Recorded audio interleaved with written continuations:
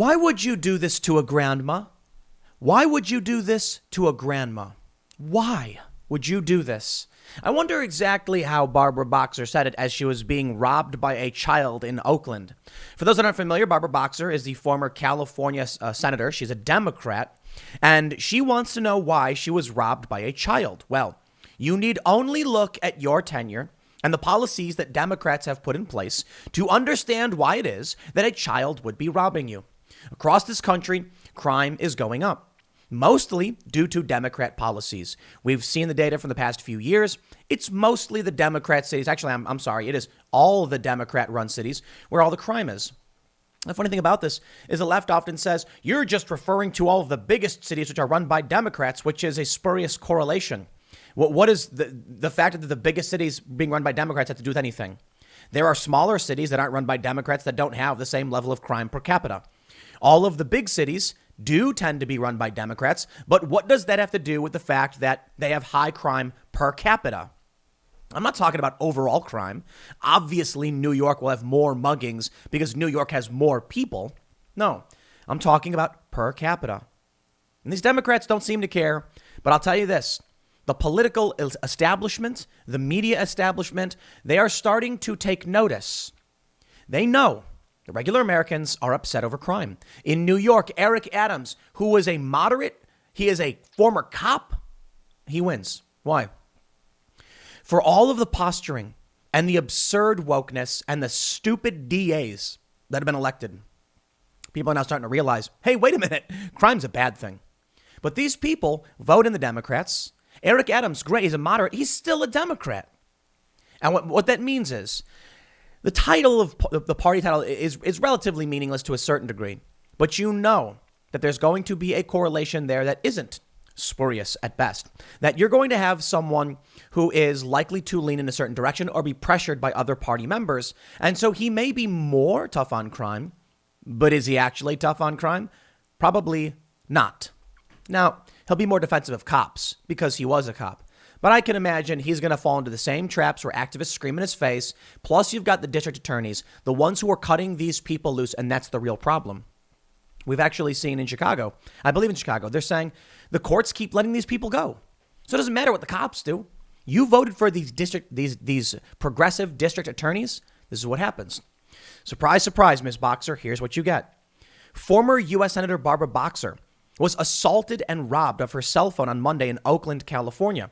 The assailant who fled the scene in a waiting vehicle pushed 80-year-old Boxer in the back and stole her phone. Her son, attorney Douglas Boxer, confirmed. Now, that's horrifying. I hope she's okay. I hope she's unhurt. I believe she stated she's not physically hurt. I'm glad to hear it. But could this be a wake-up call?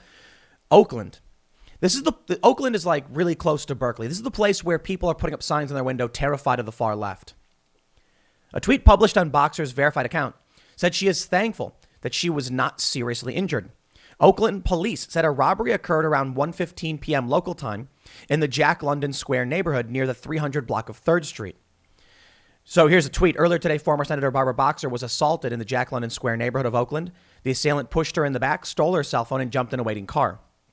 Boxer, who spoke to KPIX, reportedly walked from the crime scene to a Verizon store 2 blocks away where she called the police. She said the incident happened very quickly, and she's still trying to make sense of it. Well, he pushed me very hard, Boxer told the TV station. It's hard for me to describe what happened because it was so fast. But when I started to move away from him, he came behind me, pushed me hard, and then before I could fall, it was like he grabbed my phone in front, so it's just hard to put it all together. Boxer said both their attacker and the getaway driver appeared to be under the age of 18. She notes that she even addressed the pair directly before they fled. I said, "Why would you do this to a grandma?" I was yelling at the kid as he was running with my phone. She told KPIX, "I want to call my grandkids. Why are you doing this?" He could care less. He got in the car, but I hope he has some guilt. No, he doesn't. He doesn't care. Let me explain something. This just shows the seriousness and the depravity of the criminals and the escalation of crime. You can't do anything with someone's phone when you steal it. Okay, now to be fair, maybe she has no passcode or something. Or maybe when he grabbed it, it was already unlocked. But if it locks, you can't unlock it. Basically a brick for you at that point. But they don't care. They can chuck it for $20. Hey, maybe the screen is worth something for like a screen repair. Maybe there's some use they can get out of it, whatever. It's funny that she doesn't seem to understand what's happening. Why are people stealing from you? They want stuff. They want money. And they don't want to work for it. Or in some circumstances, many circumstances, they can't work. They can't work for it. Here's what I find fascinating. Why is the crime skyrocketing? We have this unemployment system where people are getting $15 an hour for free, basically. Why would people go commit crimes? You need to answer this question for me if you're going to keep imposing these policies. This is for the Democrats. They obviously, I don't know if they don't realize the destruction and the damage their policies bring, or if it's, you know what I think it is? I think the public school system created this in the long run, and it is indicative of parents not caring about their kids. Now, this is just something I've been thinking about recently, so maybe it's wrong. Maybe it's just a shot in the dark. Here's what I'm saying. You get these kids who grow up in institutionalized learning facilities.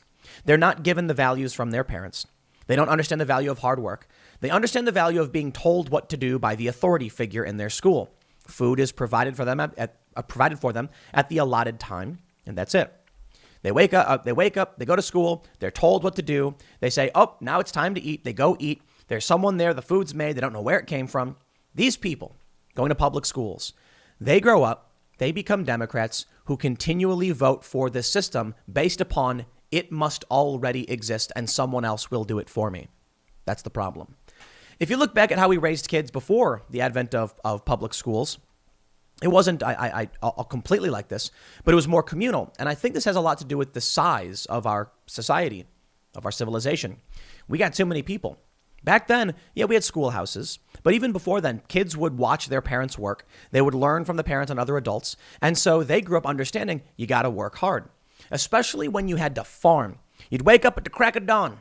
You'd get out there, tend to the chickens. Then you got to you get the water. You got to do the work. You got to churn the butter. You got to milk the cows. You got to chop the chickens up and defeather them and all that stuff. If you want to eat, you got to work. Kids grew up with that. Then technology made life easier in a sense. And then we created these industrialized learning facilities. And now the kids are in a situation where they're not working hard. They're just reading books. And that's cool. Like, I think reading is really important. I read nonstop all day, every day. So these kids, instead of learning, I have to lay the brick to build the wall if I want the house. They learned someone else already did it. All I got to do is go in there and pontificate and complain about society. Is it any surprise then that we have generation after generation of kids who go to school and are told by the authority figure what to do, when to eat, where to go, and they are increasingly becoming dependent upon a system, completely becoming dependent upon the government? Then you get people like Barbara Boxer. Then you get other Democrats who go in and they say, why can't the government just do it? Why won't people just stop committing crimes? Well, I'll tell you one thing. These kids understand something very different. It's a very different perspective.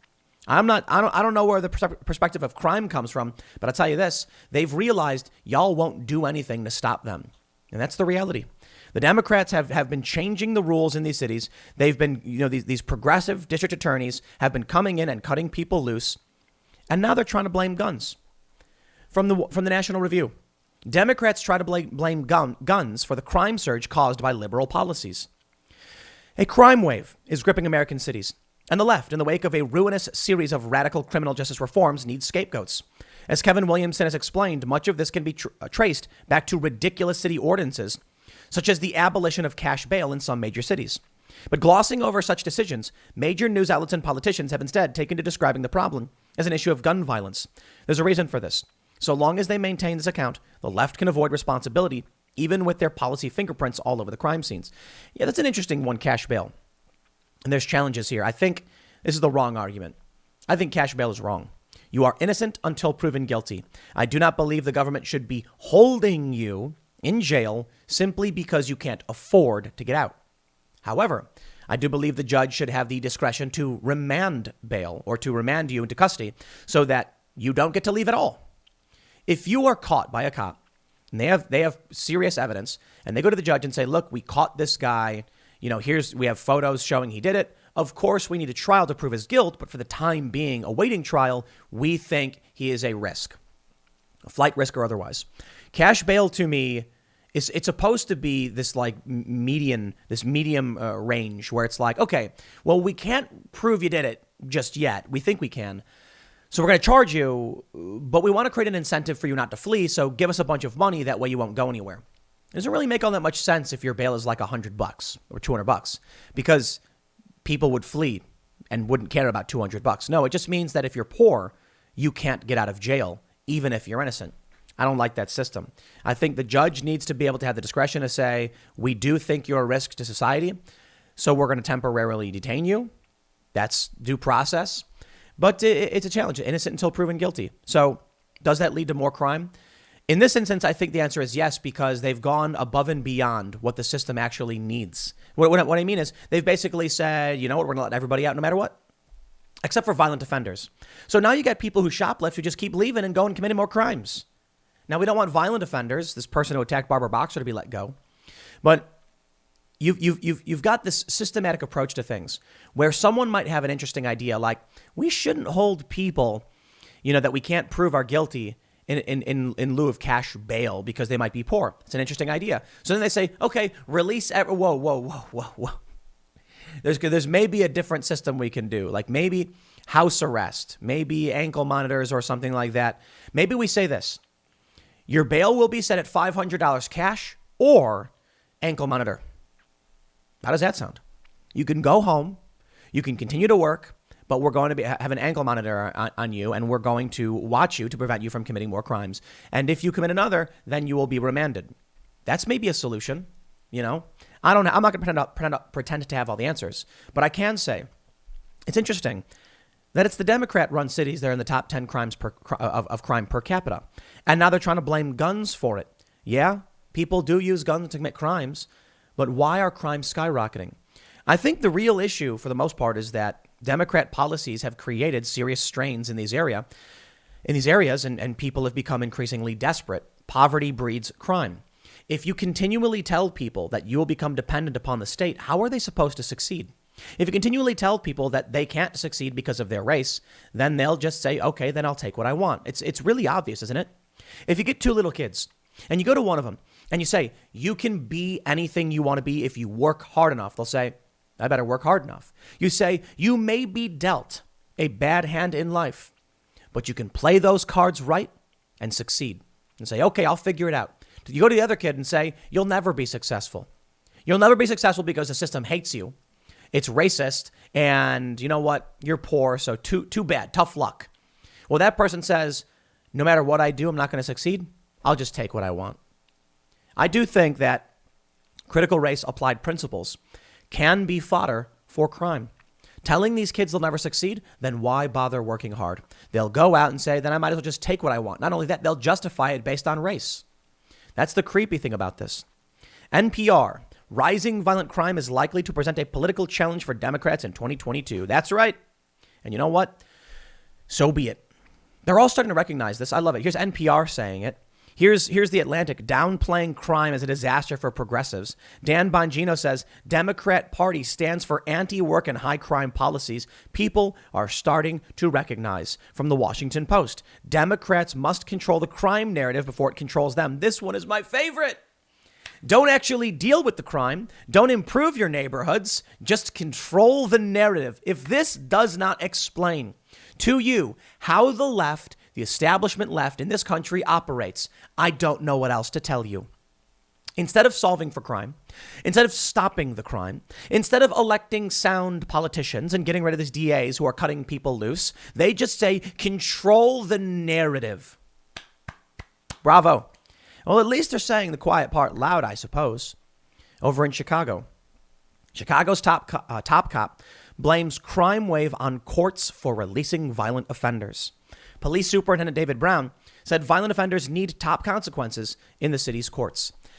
So, Democrats, maybe you could actually stop releasing criminals like this Kim Fox lady in Chicago who let Jussie Smollett go, and then you might see your crime go down. Or, actually, a better point. The Washington Post is correct. You don't got to do anything. Just control the narrative. We have a very large country, a very large system of government.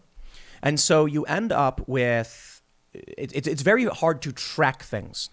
What I mean by that is if you have millions of people in a city and there's 100,000 instances of crime and 10,000 instances of, of not crime, of good Samaritans.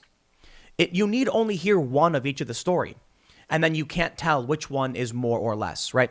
Basically, what I mean is the more stats you get in a system, the larger the system becomes, the harder it is to discern what is the big problem and what isn't the big problem. So in this instance, if there's crime everywhere and people are experiencing it, there are enough people who aren't. Let's say that out of everybody who lives in New York, there's 100,000 people and they've been victims of crime. I don't know the actual stats, but 100,000 people victims of crime. Then you've got the millions who aren't. Now, this means crime has skyrocketed substantially. There's numerous stories about people being beaten, but the rest of the people don't believe it. Why? Because the Democrats come out with the narrative and say, it's all not true. There's no crime. And then people go, there is no crime. I've not seen it. Case in point, Sweden. I went to Sweden a few years ago when Donald Trump went out on Fox News and said, did you see what happened last night in Sweden? And then the media was like, what happened last night in Sweden? Nothing. Well, Trump just misspoke. He spoke poorly. He meant, did you see what happened last night on Fox News about Sweden? Fox News published this, this video talking about crime rates in Sweden. And Donald Trump came out and said it. So I went there. What did I find? Murders were up like 1,300% because they had one murder last year. And then they had 13 murders the next year. There were a series of grenade attacks. It was kind of scary. We were actually warned as we were going into one neighborhood that there could be gang attacks and they used grenades. The reality? Crime was skyrocketing. People were experiencing it, but the media kept saying it's not true. So most people who did not experience the crime just said it must not be true. And therein lies the big challenge we face with the media. And it's why the Democrats are so adamant about having institutional control of media. And it's why conservatives' biggest failures is not going and getting jobs in these news organizations. You can seed the ground. Take a look at social media. People say why are you on YouTube? Why are you on Twitter? Blah, blah, blah. And I'm like, I thought about getting off these platforms. And then I thought, why would I give up the battlefield? This is a figurative ideological battlefield where you have tons of the left and the right and their ideas are at war. Now, YouTube, of course, has put their thumb on the scales. Twitter, of course, is as well. But they're trying to ban all of you. So I'm not going to back off. I'm going to do my best to stay on these platforms and push back and try and change that culture. And that's the thing about news. Do you just not go and work for news? Or do you go to these news organizations, apply at the New York Times, try and get the jobs? Maybe you won't, because they're becoming increasingly woke. Conservatives, when they were complaining about the liberal media, should have gone to these companies a long time ago, taken up these jobs, and then done everything in their power to try and shift that culture. Now it may be too late. Times have changed. And because Democrats have control of the narrative, they don't need to legislate anymore. They don't need to fix things anymore if they can just lie to people. California, case in point, Barbara Boxer robbed by a child, by two children. Well, I say children, but teenagers. She said it was a kid. I wonder how old. Under 18. We don't know the exact age. Child, children, minors, whatever you want to call it. I know the left is, they're not children, Tim, they're teenagers. And I'm like, whatever, man. They're not adults. They're children. Call them whatever you want. But there is a profound effect depending on the word you use. Child implies like a 12-year-old. Teenager implies like a 16-year-old. And there's a bit of a difference. But you know what, man? She was robbed by a kid. How about that? Why? Instead of dealing with the problems, they narrate. Antifa, going around smashing up buildings. Black Lives Matter. What does Nadler say? It's just an idea. That's right. It's the Jedi mind trick of the uninformed masses, of the ignorant. When they come out and they say, is it true with these reports I'm hearing about Sweden and murder? There is no crime in Sweden. There is no crime in Sweden. Crime is not a problem in the United States. Crime is not a problem. And that's it. And then they go and get mugged. And then Barbara Boxer herself gets mugged. They don't care about solving the problems. They care about maintaining power. Now, I can tell you this of the Republican Party. Not going to pretend they're good either. I think the Republicans mostly do nothing. And I guess at the very least, nothing is better than burning things down. But it's certainly not solving the problem. So you look at the local level. Perhaps there's something better about Republicans locally.